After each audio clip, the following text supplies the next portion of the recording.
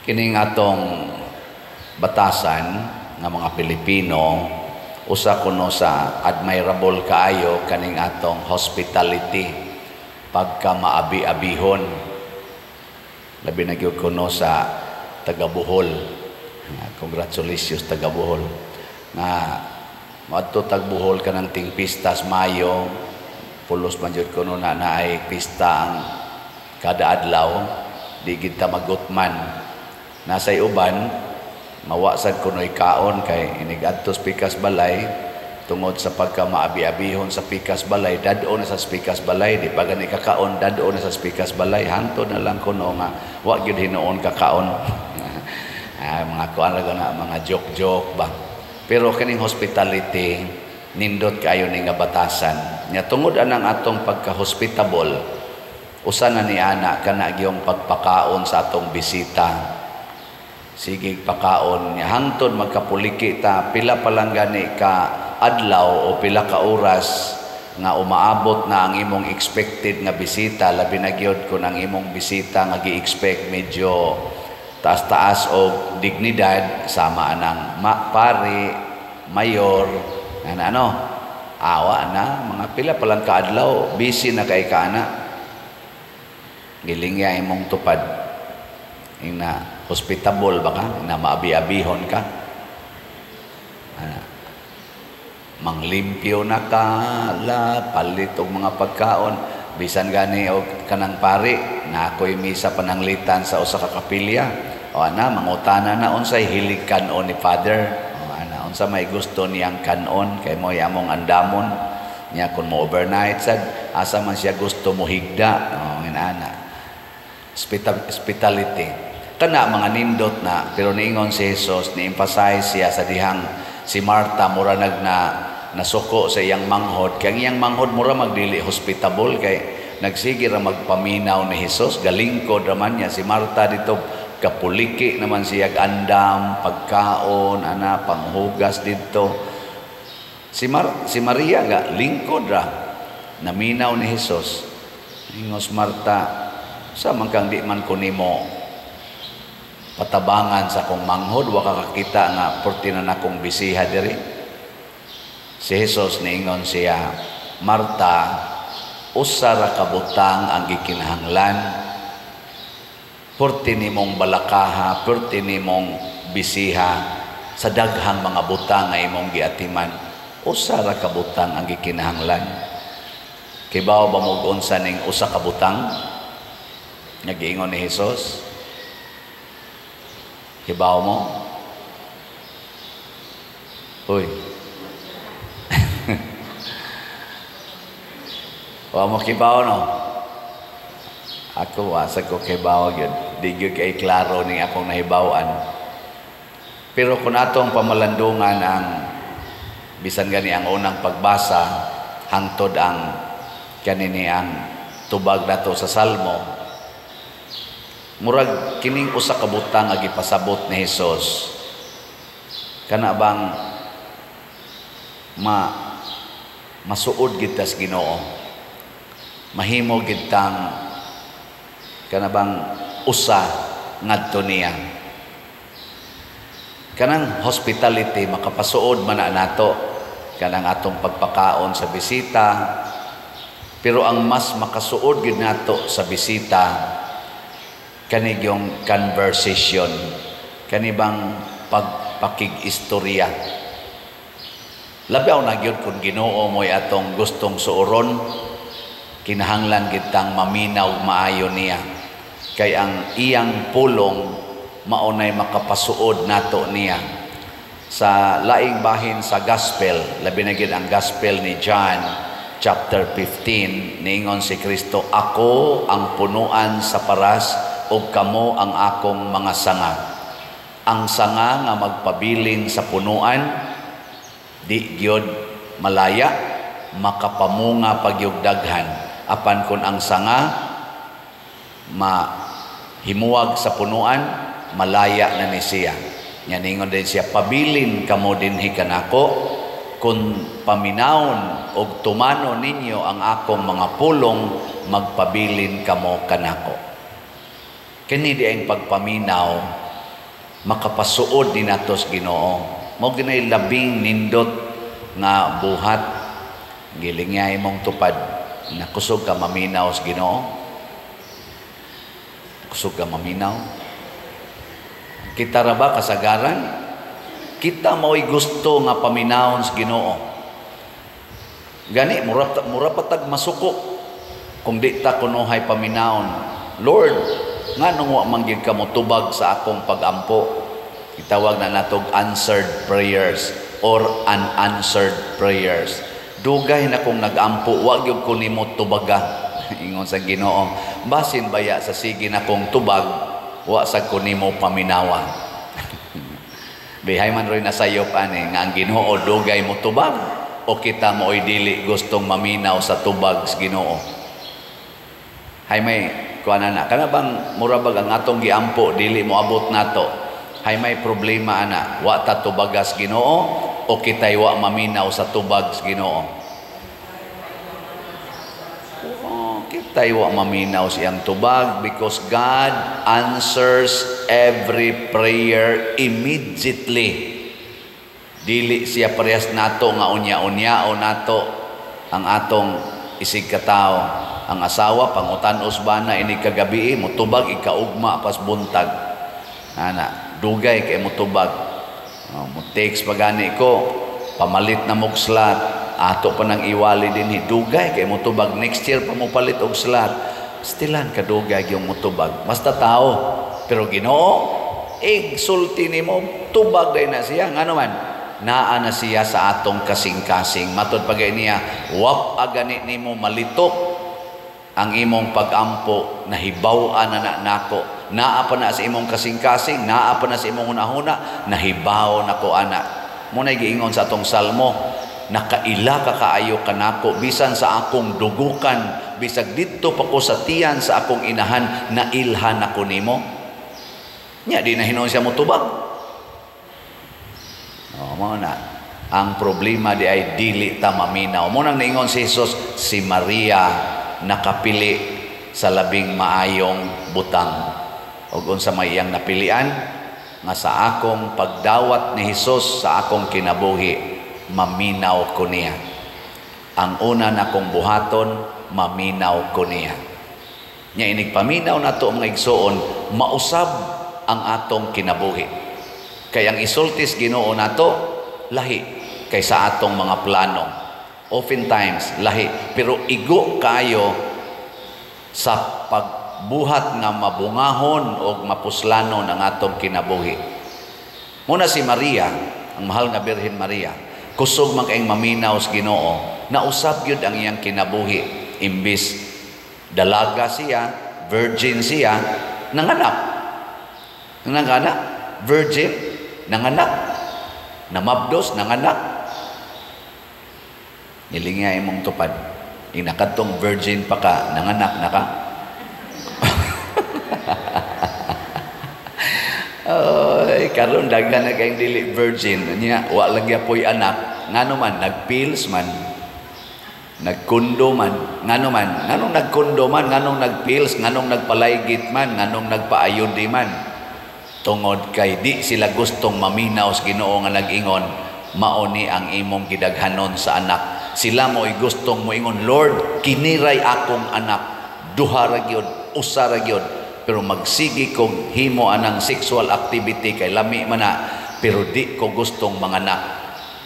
Nya kay di man ka maminaw nako, putlon ko ning agianan sa similya kining sa tawagan ng nas babay. Palupyang tiyog. Ako ning putlon aron di nako manganak kay di man jud ka maminaw nako. Sige mlanig kamabdos, dali man kay ko mamabdos, putlon ko ni, imnan ko ning pills. Unya kay wa man mo inom og pills, wa sad maglaygit, namabdos man, i-abort ko ni. Ako ning patyo ning bataa kay wa ka naminaw nako. Niingon kung di sa ko gusto magka-baby karon, nganong nagka-baby man ko, patyon ko ning bataa. Mo nang kusog kay rong abortion nato. Da, hilom lagi mo. Mao sa nakaroon sa atong eleksyon, mamugos gyud ta kay ako maning suod Lord, tungod kay ako maning kaliwat, ako maning kapartido, mao gini akong butaran. Nya mohonghong ning Ginoo nimo, kurap makinastanan. Wa man ay nahimo sa atong nasod, dugay naman ang lingko diha. Wa man ay nahimo, tadi bahala na basta ako nakapabor ko ani. Daghan mang nasakitan ana niya, daghan mang nadisgrasya tungod anang iyang pamaagi. Ya bahala na basta ako gini. Ang resulta, perting away ro nato kay ato yung ipamugos bisag dili maoy gipili sa Ginoo nga mugiya nato.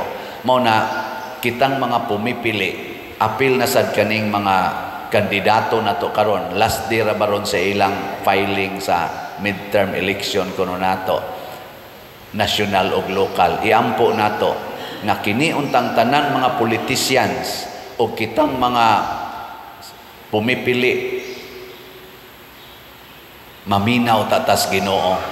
Before ta maminaw sa mga pulong ani mga politicians nga karong panahona tamis kayong paminawon, murag yun og dugos, murag yun og katamis sa chocolate, sama kalami sa litson nga ilatang pakanon og maayo sa nindot kay mga pulong, magdana silang mga kwarta ipanghatag mga unsa pa na dihang mga pagkaon, mga gasa nato, lami kay sila paminawon karon. Magsige na sila glamanos atong mga kamot, nindot kaayo, magampo tas Ginoo. Lord, before ko maminaw aning ilang mga pulong, sultihi usa ko kinsa man ani nila ang akong pilion. Dili lang tungod kay nakauyon ko sa iyang naong, kay guwapo siya, guwapa siya. Di lang ko kauyon kay tungod bright kay ni siya. Di lang ko kauyon tungod kay dato kay ni siya. Di lang ko moingong pili ko ani kay suod mi ani. Kung dili imo baning gipili, siya bakaha ang imong instrumento para maluwas ning among Pilipinas nining dako kayong utang nga murag din anamo mabayran, niining among inflation sa among piso nga mura magnitibugsok na manig maayong among value sa piso against sa dollar. Nya napagyo kunoy mga gold nga nabaligya nato, kita mo'y highest nga nakabaligya gold karong tuiga sa tibuok kalibutan. Ang ato pag yung reserved maoy nabaligya pastilan. Asa man tapadong ani kinsa may makaluwas nato ni apagyoy ato rong daghan kaayong mga problema sa atong infrastructures nga labi na gining mga lunop, mga landslide ug uban pa purti naman ning dali ang mahitabo. Kinsa may makaluwas nato ani, no? Sa education pagyud kuno kita naroy murag lowest gani, layo kay ta sa level sa atong education. Gitawag na taron anig mga bugo luuyas mga Pinoy, no? Kinsa may makaluwas nato ani, kinsay gustos Ginoo nga atong pilion, magampo ta, maminaw tas Ginoo. Ako bitaw ingnon sa ko sa Ginoo nako, Lord, kinsa may makahurot og palit aning slot ing Ginoo, pagampo inigampo nako ing Ginoo, padayon lag sulti kay naa jud dihay uban nga nagsige na nagbalik-balik og palit og slot. Ing na sila congratulations. Pakpakan nato ang nagsigig palit og slot. Na magipipila natong gasigig balik-balik og palit og slot. Balik-balikan san mo bukbo sa Ginoo sa grasya. Nako niya, Lord, daghan man gining wa mo palit pero sigig paminaw nako ingong Ginoo, sagdi lang padayon lag sulti kay madutlan ra na. Nasa uban ngon first time jud ko nakapalit, Father, nakasabot na ko ron sa imong slot. Congratulations, so good na ka. Mao na nahitabo ni San Pablo, iyang gisaysay sa unang pagbasa, iyang gilutos ang Ginoo kay ang iyang gipaminaw mao ang gitudlo sa iyang mga katigulangan, sa ilang Judaism, sa ilang relihiyon sa mga Hudiyo. Nya kay gikontra man sa mga Hudiyo si Kristo, gilutos niya, laglagon unta niya ang tinuhuan ni Kristo. Sa dihang si Kristo iyang gipaminaw, wa siya naminaw gani sa mga apostoles, matod pa niya ang iyang gipaminaw si Kristo na usab ang iyang kinabuhi. Matod pa ni San Pablo, gikan sa pagkamanlulutos karon nahimo na kong magsasangyaw sa relihiyon nga akong gilutos. Ninduta, no? Gikan sa pagkasugarol karon din ako manugal. Gikan sa pagkahimabay karon di nako mamabay. Ang laki na lang. Adili yun. Gikan sa pagkakurakot, isip leader sa katilingban, karon di na ko mangurakot. Honest na ko. Gikan sa pagkalibakira. Saan naman? Bakako na ko. Gikan sa pagkalibakira, karon kusog na kay kong mudaig sa akong isig katao. Nindutan ano. Biling nga imong tupad. Ing na lingi abang di mo lingi wa maminaw sa Ginoo. Lingi ing na unsaroy ipausab sa Ginoo nimo. Ing na kano. Ing na unsay ipausab sa Ginoo diha nimo. Hinumduman nato bisan ang atong mga maayong buhat gusto pa ginang usbos Ginoo. Ako naman ning gibalik-balik din Gusto kong magminyo. Tinarong to akong pagminyo, wa mi magbuhat og premarital sex. Tanan akong uyab na niabot man ting mga napo kabuk, wa gyud ko anang premarital sex. Tinarong gyud akong relasyon. Gusto kong maminyo nga tinarong. Tinarong kayo. Pero sa akong pagsigig paminaw sa Ginoo, ang iya dayang gusto nga mapari ko. Porti na kong hilak kay di ko gustong usbon ang akong plano. Pero nisunod ko sa Ginoo, niya nagwali na ko ninyo karon. Mauna ni ang akong nasinati isip pare. Sa inyong paminaw, nasayok ba ang akong gipili nga bukasyon o sakto? Sayon na lang mo da. Pero mas nakita na ko karon na mas napuslan ko kaysa akong gi-imagine kung naminyo ko. Basig usan ako karos mga politicians, nidagan pagkakonsihal sa barangay o barangay kapitan. Nya usa na sad ko sa mga nagsigig pangaway o usa na sad ko sa nangurakot. O ako kay bao. Pero kay magtinarong man ta, usbon kita sa Ginoo. Why buhat nato nga dili mabag-o ug dili mas monindot basta maminaw tas Ginoo. Di ta magsigig paminaw sa atong kaugalingon. Si Marta nindot tong iyang gibuhat, pero gitudluan siya ni Kristo, di ay mas nindot, better part. Your actions are good, but there is better part. And if you are doing better ways, there is also best way. So ayaw hunong paminaw Diyos Ginoo. Basi karon sige pakagpakolor sa imong buhok. Nya ang Ginoo day ayaw dala nagkolore kay mas nindot biya katanawon og way color ngano man natural, original. Di ba? Ana mo kay namatngonan dinhi wa na magpa-colors buhok, nibati gyud ilang naon sa standard sa kalibutan. Pero kahibaw ko nga sa standard sa Ginoo, nindot na kay na silag naong. Ug unsa may timailhan nga mo nindot ilang naong, mawa ang ilang kining gitawag og conscious kayo sa ilang self. Mawa ng ilang worries na iniingon ako pader tanawa wa na jud ko pa colors buhok. Unsa man siya? 50% sa akong worries na wagtang kay grabe ang akong ka-worries akong buhok sa una.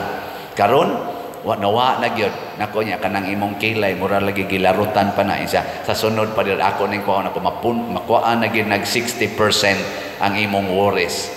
Nya kanang imong naong imo pa man nang gipintal-pintalan. Sa sunod ko asa na 80% sa imong worries mawa na na.